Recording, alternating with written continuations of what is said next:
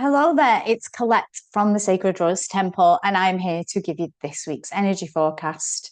Well, here we are on the 1st of June. Crazy. It feels so little time since we began this year, and it's hurtling towards midsummer. And I guess today we're all feeling the aftermath of the blue moon. I post quite a bit on it on my social media this week because it was a big moon. It was an intense moon. There was lots of feeling around it. And you have watched my podcast before, you'll know all the build up to those big feels we were feeling. Well, it was the blue moon because it was the second moon of May. So it landed on the last day of May as well. So that real grounded Taurian energy was there to really help us anchor it in. I know I had a really tough weekend actually. On Saturday, I had a really tough session in the gym before, and I kind of blamed it on that at first. But as the day kind of morning went on, I realized that I was feeling out of sorts. I was physically tired, I was emotionally tired, I was mentally tired. All of me felt so tired. And so I went and spent some time by the lake and just rested. I sat down on the lounger under the stars and just really allowed to feel what was wanting to move inside of me. So I've been very emotional over the last month, actually, like really deeply emotional. And then this weekend was a mixture of anger and frustration and sadness and really feeling that a cycle had ended for me. I really felt the power that the cycle had ended. And if I could have packed a bag and gone right there and then on Saturday, I would have done that. And then I think Sunday intensified and began to show us some more deeper truths about the moon. We're still feeling the aftershocks of that, by the way, because this blue moon was not soft and sleepy. It wasn't that full moon that, full moons are intense for us because obviously they're the shadow, they're feminine. But this one was really asking us where we have become too small for our own lives. Like we've made ourselves smaller. Some of our behaviors are keeping us small. And the energy is really rooted in asking us, where are you ready for now? Where are you going? How must your life change? And it will make you feel really uncomfortable. You've been feeling uncomfortable. You've been feeling like, I don't want this transition. I don't want this to happen. I just want to be left alone and to rest. And it's not going to happen because your old identity, which was attached to how you've been living, where you've been living, the job you've been working in, the relationship you've been suffering in, it can't manage anymore, and it won't. So what your old life and what your soul and what the deeper self wants is going to propel you forwards. And that might be painful. I feel that. I'm a Taurine, I'm very grounded, and moves for me are always quite difficult. Although I have been an adventurer in my early parts of my life. Those that know me, I traveled the world with my son, and yeah, that always feeling of moving. I did always have that deep sense of needing home, but as I've got deeper on the spiritual path, I think that the sense of home needs to belong in the self. And I've been pretty grounded for the past 7 years. So I know the restlessness that's here with this moon is calling me out of that smallness. It's saying, okay, your life's done here now. Things have got to change. There's an accumulation of feeling, intensity, and emotional truth that you can no longer avoid. And that goes for all of us. Because it's connected to Sagittarius, it means that I've just said the archetype of the adventurer, that Sagittarius, it's the seeker, it's the one that needs space. Sagittarius needs movement, truth, and it needs the potential of possibility. It needs that in its life. Sagittarius will not want you trapped or allow you to be trapped in a room because you are scared of things. So it may reveal to you where you've been living, where you've been working, the relationship you've been in, for example, has been a place of survival rather than thrival. And that's really key as we move forward. Yeah, it might be beautiful, or it might have been in the past, but now it's only giving you survival energy. It's not giving you thriving and life and joy and abundance. So you may have been feeling very restless, emotional, angry, and inspired and ready to move. it was waking, shaking, moving us forward. I definitely felt it. So I put some questions with regards to the moon because they're still important in my inner temple on the Sacred Rose Facebook page. And I'll share the link under the video, because the questions like, where have you admitted to yourself has to change? Because if you're not in any admittance of change, you're in denial, and it really is asking you to change right now. So the path before us is opening up, and the path is not going to appear before you can take that first step. The path appears as you take those first steps. One step, path will show itself. 2 steps, the path will show itself. I'm very much in that energy right now. I know the first thing I need to do is put my stuff into storage. My best friend has luckily bought my home, and my next step is storage. And that's the first thing I'm going to do. Once I do that, arrange that, the next step will open up for me. I'm literally having to trust the universe, God, creator, the goddess, step by step.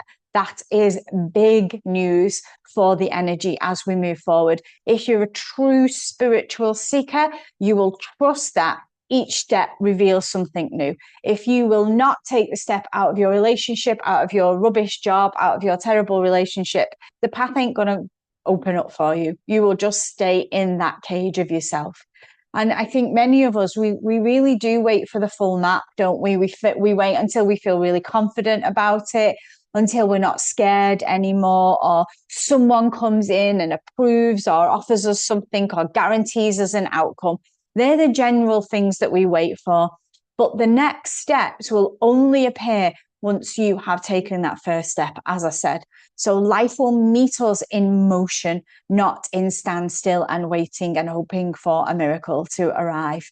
So this week is asking you to stop waiting, put things in place piece by piece. That's how it's going to open for you. So the movement itself becomes the invocation. And I wrote something this week saying, you know, information is not transformation. You can know all the therapeutic terms, all the values. You can have read Jung until he comes out of your brain. But if you're not applying, you are not transforming. So you have to apply those movements to your life now. This blue moon, this weekend, will have give you some either slowing down space to reflect. That's definitely what it did for me, because I'm always on the move. Or it might have got you to move, because it's asking you, what do you desire? What courage do you need? What frustrations are there? What are you exhausted about in your own life? What can you absolutely fundamentally say you cannot do anymore? You cannot keep repeating the same pattern. And if it slowed you down, why? If it sped you up, why? Ask what this was doing for you, what it was moving. Reflect on this weekend, this week. It's too important to miss. So I think what I can't help but see in my groups, my interactions with clients this week, has been the Uranus in Gemini energy, breaking down the ego-driven mind, and definitely for me also. So Uranus in Gemini brings down that collective shift which is happening in the mental field. Uranus is the awakener, the disturber, the liberator.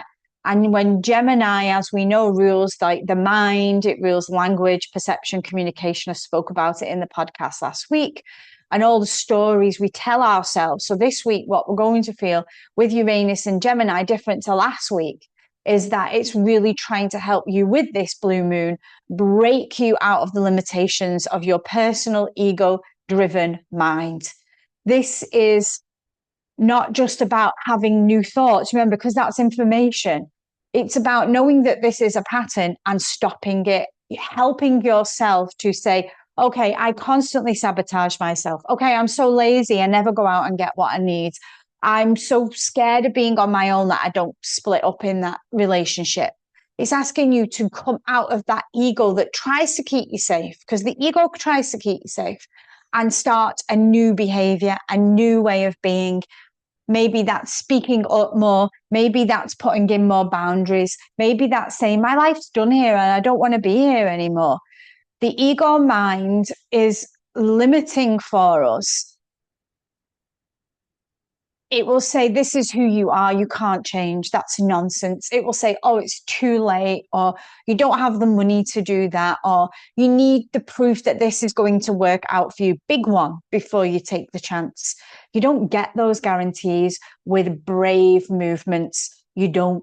You take the exhilaration of making a movement without knowing its outcome. That's the spiritual path. That's the divine mystery I spoke about last week, pulling you into the bigger spaces. You will not grow, you will not transform, you will not initiate if you don't allow yourself to go into the fear and move without a guarantee. So Uranus and Gemini is still that lightning that's coming through to shatter the old script. And it's asking you what life you could create if you're not repeating the same behaviors and thought patterns. And it really helps us to see where things like anxiety have ruled our lives. When we're in constant anxiety, we cannot feel our intuition. I just read an article today that said neuroscientists have researched the last 15 years that when someone's in grief, they cannot make life affirming, forward thinking decisions. That part of their brain shuts down. And if they attempt to make big decisions when they're in grief, they will make tragic, really bad decisions that will cause them a lot of trouble or money. So they recommend, I think I remember from the article, that if it was a small loss, wait 6 weeks. If it was like a great loss, then 6 months. And if it was a life-changing loss, then you should wait for at least 12 months to make any major life decisions. So think about how those repressed feelings, those deep feelings that you're having, like grief, are going to affect your thought patterns and reality. That anxiety is going to hold your intuition. So if you're struggling from anxiety, to do techniques that relieve the anxiety to help yourself with your grief, things like that. So you will see that your fear, there's another one I wrote down. Fear has been dressed up as sensible thinking. I'm not going to take the risk because I need to think about this. That's fear-based. Notice where fear is dressed up as sensible thinking or trying to do the right thing. So it helps us break out of these inherited ideas, the old identities, the old stories, the old survival patterns that you've been in, and the places that you've indeed kept yourself small. And I'll pop in some more questions for Uranus and Gemini in my Inner Rose Temple group for you. So yes, lots is happening, but I do have some good news this week. I feel like I've been the doom and gloom of the one, this is changing you, and we're all like, no, we just want a rest, we need a holiday. I'm with you. I feel exhausted by this energy, and I'm usually such a deep seeker that I kind of invite in all of this, but whoa, I'm feeling, give me a break. I'm so exhausted, and it's no time to be exhausted. So I'm trying to rest. I'm trying to move. I'm trying to take care of me as these big life changes that this time in our collective are bringing me, and think of them in a good way. And that takes me to Venus and Jupiter in Cancer. And I'd like to call the Venus in Jupiter in Cancer the blessing field. Yes, that feels nice, doesn't it? I didn't change the title to the blessing field. I could have, but I'm going to talk more about the blessing field next week. But I just want to cue you up on it because it happens on June the 9th. It's the day I start my sacred sexuality course. The Venus and Jupiter in Cancer, which is why I started it then, opens this beautiful field. The shift, the tone into the softer, more hopeful part of your life will begin to be felt and open up. Yes, Venus and Jupiter, when they align with Cancer next week, we'll feel it, but we're already beginning to feel some of it coming. I feel a bit of release about some of the decisions that I've come to already this weekend. So it brings beautiful, positive, opening energy. Thank you.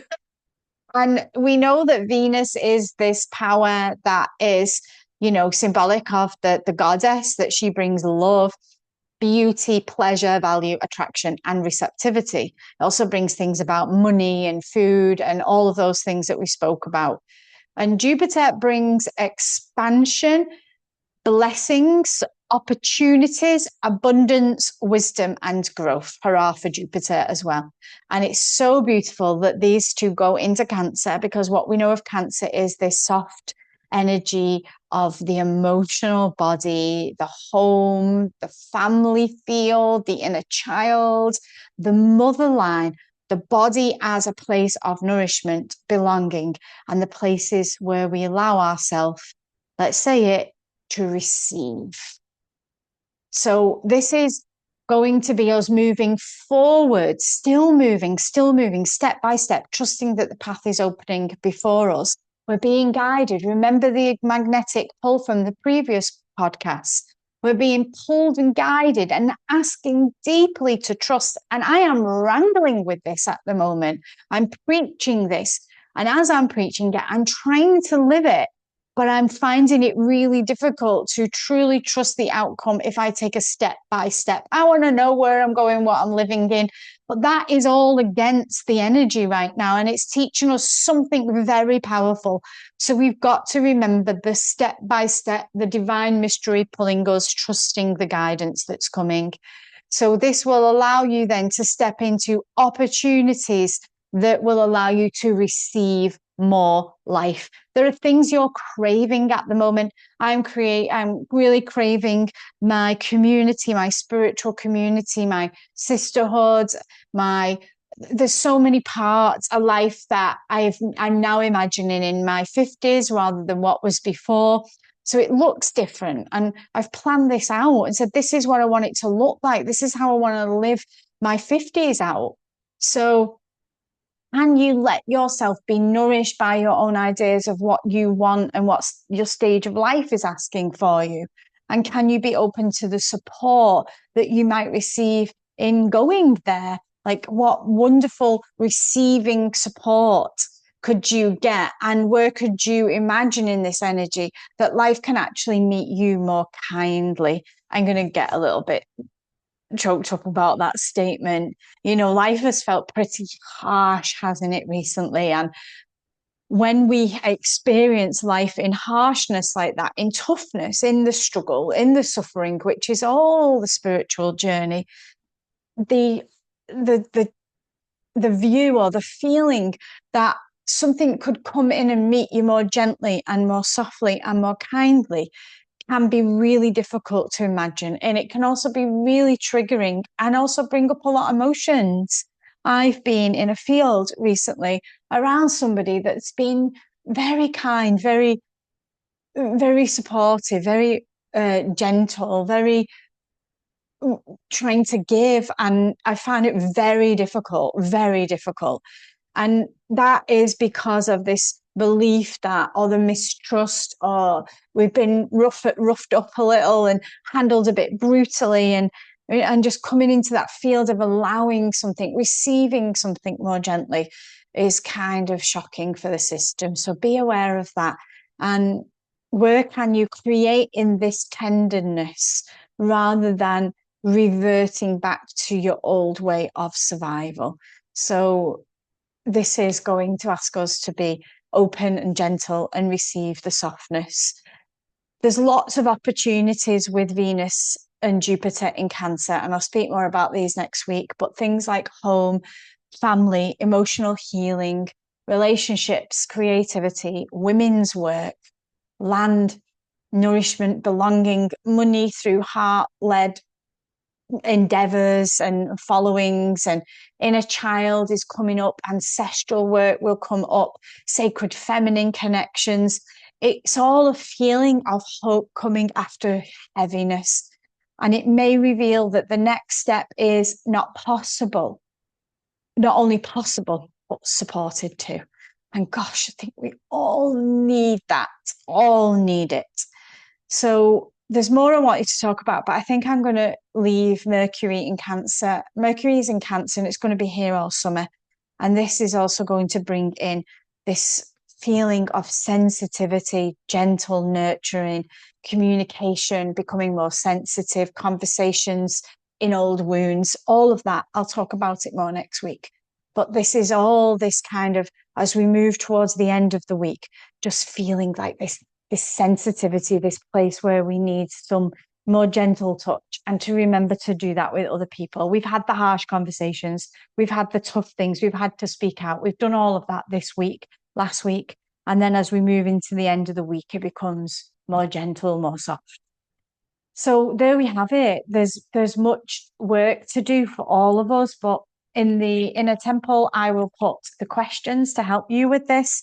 I want to just reframe that the important thing is here is making the movements step by step, knowing what courageous desires you have and following them by taking a step, knowing that you're not going to be shown the big picture, but indeed you will be shown everything as you take one step and it will give you another lead, and you'll take another step and it will give you another lead, and the mystery will pull you that way. So there you have it. If you're feeling really pulled to work deeper in the body so the body can become more attuned to this, then please take a look at my 13 Roses Sacred Sexual course.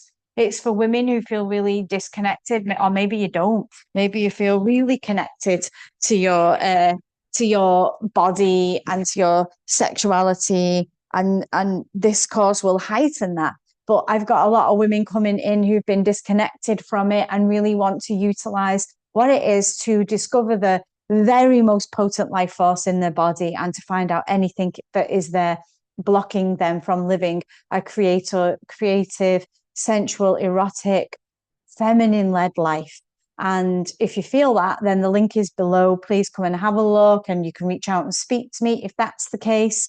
I'm also going to be offering, it won't be this week, but next week, some psychological astrology reports for people who are interested in having a report done on the feminine field, more to do with their woundings and their archetypes. I'm studying psychological astrology, as you all know, and coming towards the end of that now, and ready to put out some offerings around that. I probably will do another 3 years on top of this. So I'm really enjoying the myth and the archetype. And it's what I've been saying.